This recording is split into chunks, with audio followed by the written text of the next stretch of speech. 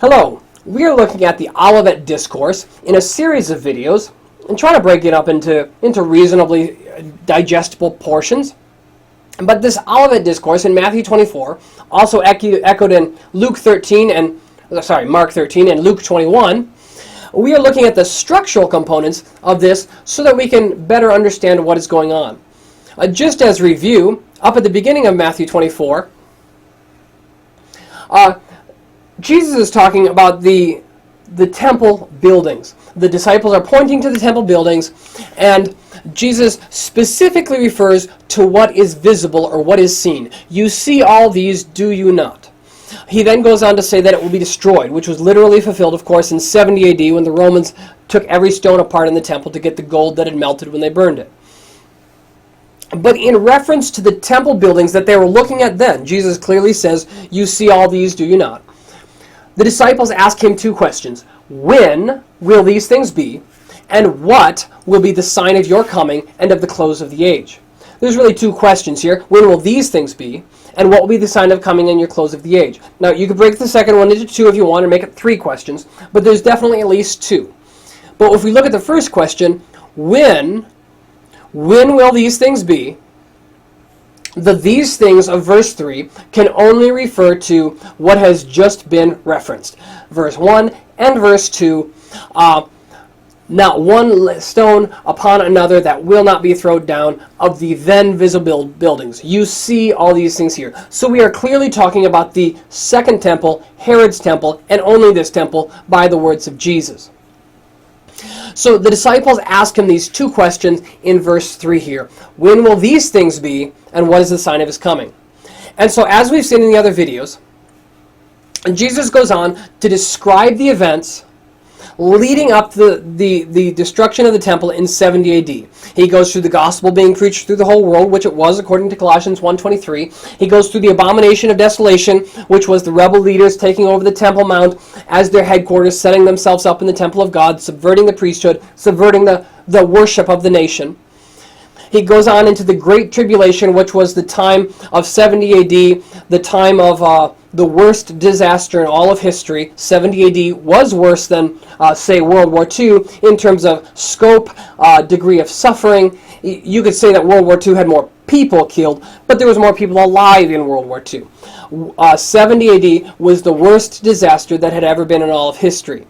If you really want to compare notes, we've all seen the black and white documentaries of the concentration camps of World War II, but no one has seen the black and white documentaries of 70 AD, where they were crucifying 500 Jews outside Jerusalem every single day. The suffering, the dead bodies in the streets, the dead bodies thrown over the wall, women eating their own children. If we want to have a discussion about which one was worse, we can let the Jews discuss with their ancestors which one was worse. According to the Bible, 70 AD was the worst time in history, and it will never be topped. Something about the church and the leaven of the church in the world has tempered the sin in the world, and the cruelty and the madness of, say, Nero, who took Christians, dipped them in wax, tied them to poles, lit them on fire, and used them as streetlights for the parties, has not been matched since that day. Thank you, Jesus. It is our understanding that this will not ever be topped, according to the Bible. And so as we read through here, Jesus goes through up through verse 21 here, and 22, and this is describing 70 AD. Then in verses 23 through 28, he contrasts the two. While in 70 AD, it's look to Jerusalem, look for the abomination of desolation, and as in Luke it says, look for the Jerusalem surrounded by armies. When we get to verse 27, it's different. He's saying, don't confuse what I've just told you about with what's happening now. This begins, of course, in verse 23 here, where it says then. In 22, I'm jumping around a little bit, but this is mostly review. In 22, the end of 70 AD happened. Now Jesus says then, after this, things are different. You no longer have to look simply for Jerusalem. You no longer have to look for these things, because as the east is from the west, so will the coming of the Son of Man be. Jesus is contrasting the two and saying, this coming of the Son of Man that you've also asked me about, don't confuse it with this. Now, in the last video, and hopefully the next video or so, we'll cover the details that I promised to cover, or that I said I would cover. I'm not promising, but you get my drift. This immediately. I'm going to cover the New Testament case for why this word immediately is not a precise translation. It should simply say next, directly, or straightway. Some translations actually translate this Greek word as straightway in most of the cases, but probably because of the grouping with the word after and the traditional reading, this is often still translated immediately, even though it's not a precise translation of what the Greek is saying. But the structural analysis of what's going on is Jesus has described, and this is why I'm reviewing, Jesus has described the 70 AD things, the original questions. The original questions were, when will these things be, and what is the sign of your coming and of the close of the age? So he first describes the these things be, being the destruction of 70 AD. He first describes these up through verse 22. Then he contrasts them and says, okay, now what I'm going to talk about is different. And then finally back down in 29, he now begins to describe the second event. But as we said in the last video, this word after begins to answer the question of when. So all that's largely in review to build where we're going now. And Jesus says the first things will happen first. The destruction that we know now was in 70 AD, which would happen in a generation. Actually, we're just getting to that now. But the destruction, the build-up, the destruction, the abomination, all of that would happen first. And then 29 through 31 describes the second coming. Immediately, but after, next, but after, Jesus establishes sequence here, which is the first step in answering the question when. He says that the second coming will not happen until the 70 AD destruction is accomplished. So now that he has described both events, he's described the 70 AD in detail, he's contrasted it with the second, and now he's looking and he's described the second coming in brief through verses 29 through 31. Again, the only real question in doubt here is this first word immediately. Can that word support a gap that it doesn't actually mean immediately? The word is from the Greek word straight, meaning a straight line from here to here. The connotation of immediately in English is no middle, immediate, meaning no middle. And that's not what the Greek word is saying. The Greek word is saying directly but straight, not talking about time, but in a course of events, it will progress from this point to this point.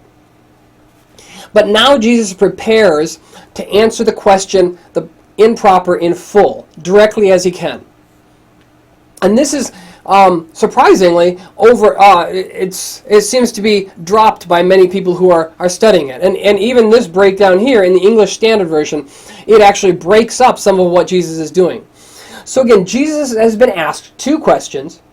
When will these things happen, being the 70 AD, and then he first describes them, and the second, and what is the sign of your coming and of the end of the age? After describing the first, contrasting it, and then describing the second here in these three verses, Jesus tells a short little parable here, which we'll skip over. It's not that it's not important, but he's just saying, you know it by the signs that it's showing. But then right here, Jesus comes in to answer their question as directly as he can. He says, truly I say to you, this generation will not pass away until all these things take place. Now, this of course, is a spot of much contention, much debate, particularly when one looks at this word generation. Does this word mean 40-year span or so? Does it mean race, as it says in a footnote as a possibility in the NIV? Well, I want to look at it another certain way, because this is not the entire phrase of what's going on. The structural analysis that we've looked at so far begins with the context. Jesus is looking at the then visible buildings, and they said these will be destroyed. He then describes the first event, contrasts it with the second event, and then says, next but after, here in verse 29, next but after the tribulation of those days, the sun will be darkened. So he describes the first, contrasts it, and then describes the second, saying that they will be in sequence. One will be after the other. But then he goes on to say, truly I say to you, this generation will not pass away until all these things take place. But this isn't the entirety of his statement. If one, for one moment, simply bypasses verse 35, heaven and earth will not pass away, but my words will, heaven and earth will pass away, but my words will not pass away. He puts an aside in here, but this is not the end of the timing statements. He first says the timing of these things will take place within a generation. He puts this small aside in here, and then he says this in verse 36. But concerning that day and hour, no one knows, not even the angels of heaven, nor the Son, but the Father only. So what is not clear is that this division here in the English Standard Version is obviously not part of the text. This is just headings put in by the editors to help us read it. But this phrase here, until all these things take place, by many would indicate everything that has happened in the entire chapter, including the second coming right here in verses 29 through 31. But if you read a little more, read a little more broadly, just look at what it's saying. Suppose you dropped the parenthetical aside in verse 35 for a moment and simply read verse 34 and verse 36 here. Beginning in verse 34, it says, "Truly I say to you, this generation will not pass away until all these things take place. But concerning that day and hour, no one knows, not even the angels of heaven, nor the Son, but the Father only." So, what's going on here is we have to determine what that day and hour are. What are that day and hour? Well, looking at the references before that, it wouldn't be referring to this little aside here, and it's not referring to this little aside, and it's not referring to the little parable in 32 and 33. That day and hour is speaking of the coming of the Son of Man. That will be a day and hour.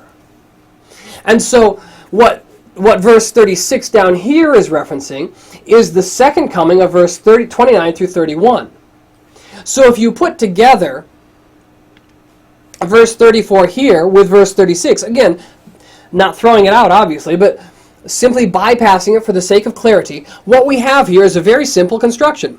Jesus says, "Truly I say to you, this generation will not pass away until all these things take place.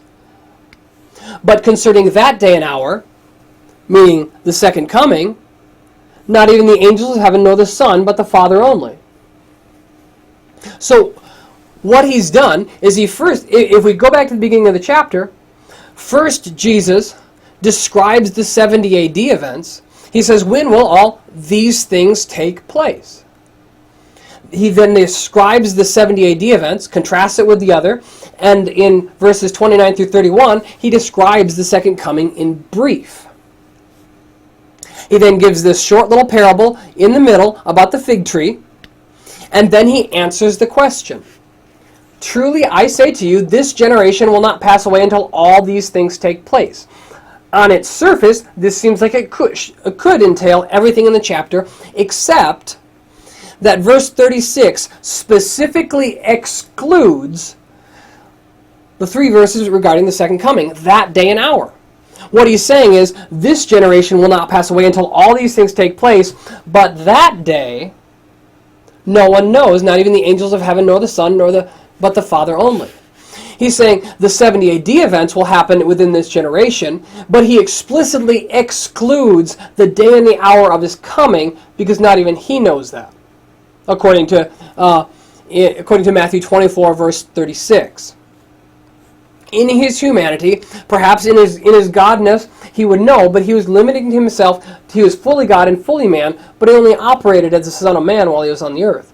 And so he limited his knowledge here to his humanity. Not that he wasn't fully God as well, but he wasn't using his divinity here. He did not know in his humanity except only that which his Father showed him. And his Father did not reveal to his humanity when that day and hour was. And so he explicitly excludes the day of his second coming from his statement 2 verses earlier, where he says, this generation will not pass away. And so we see that this generation does not apply to the verse 29 through 31 of his second coming. Very clearly, Jesus excluded this, in fact, in answering the question. Jesus is answering the question as clearly as he can. He lays out the first events, contrasts them with the second, and say, don't get them confused with the second coming. He then describes the second coming in brief here. Then he says these things, and in this case you could possibly, simply for the sake of clarity, think of these things as the same these things in verse 3. When will these things be? The destruction of the then visible buildings. You can't pull that through the entire text, but it works in this case simply for the sake of clarity. When will these things be? This generation will not pass away until all these things take place, but purposely accepting this last little bit, he says, but concerning that day and hour, no one knows, not even the angels in heaven, nor the Son, but the Father only. And so here we see, and of course from that point on, as in the days of Noah, so will be the coming of the Son of Man. From that point on, Jesus continues talking about the second coming. And so what we have is, going back to the top, what Jesus has done is he has answered their question in the fullness of what he is able to reveal at that time. When will these things be, and what will be the sign of his coming and the close of the age? Two questions.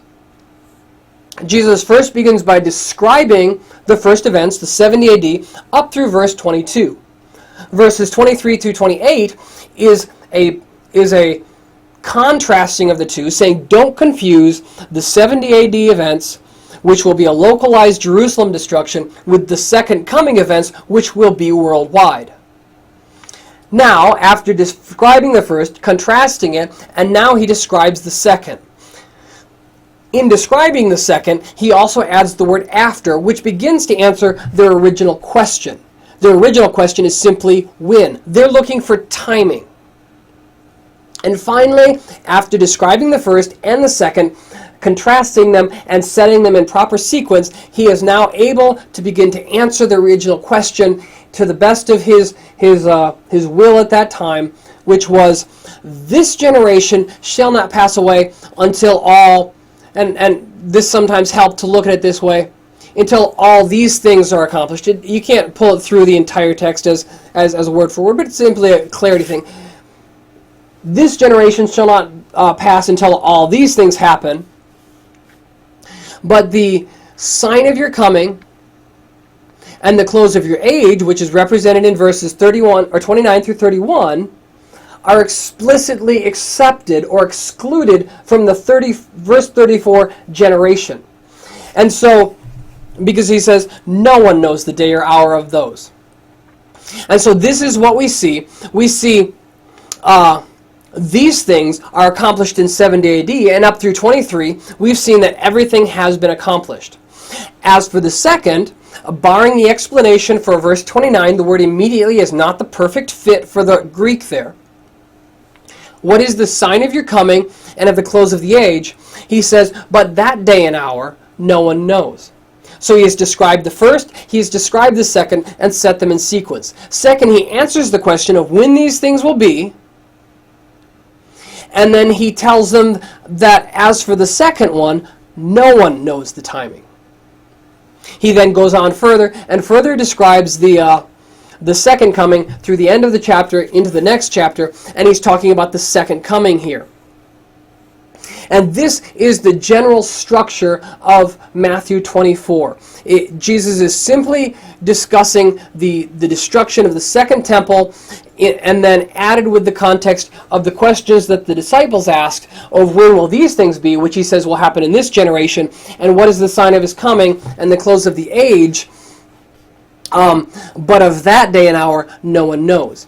And so the real keys to helping understand this are found down here.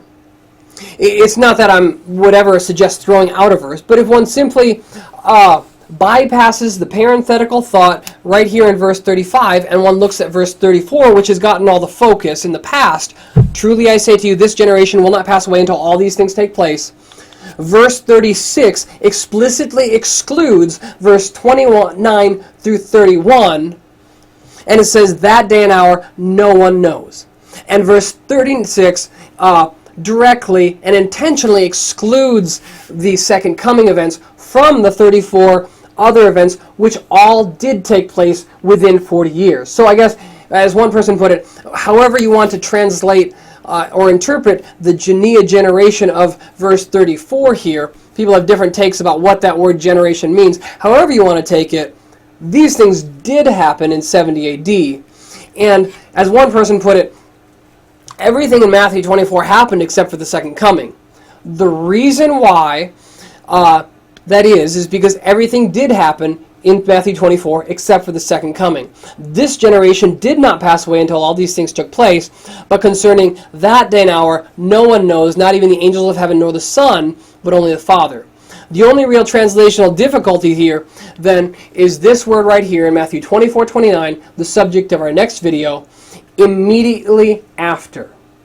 If it can be demonstrated that immediately after, which is eutheos stemeta in the Greek, can support a gap of time of indiscriminate length up to and including 2,000 years, then we will have successfully proven or demonstrated a very strong case that what Jesus is doing is giving a very systematic, structured response to a two-part question that the disciples asked in reference first to the destruction of the temple that they were then seeing, followed by his second coming, which is still yet to come. And we will cover eutheos stemeta, Matthew 24 verse 29 in the next video, hopefully. Thank you very much.